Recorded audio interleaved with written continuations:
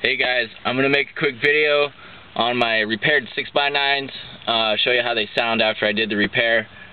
They sound really good, no rattle, sound just like they did before they blew. Here we go.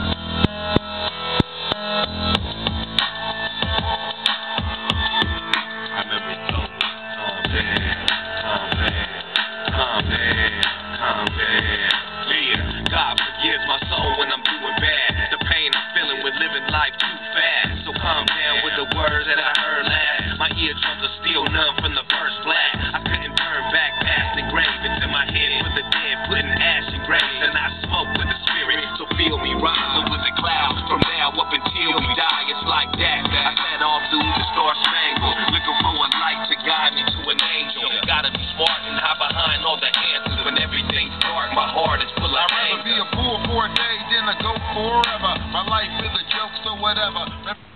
They turned out pretty good. I'm happy with it. Hope this helps convince somebody that you can do it. It's not that hard. Took me like an hour to do both of them pretty much.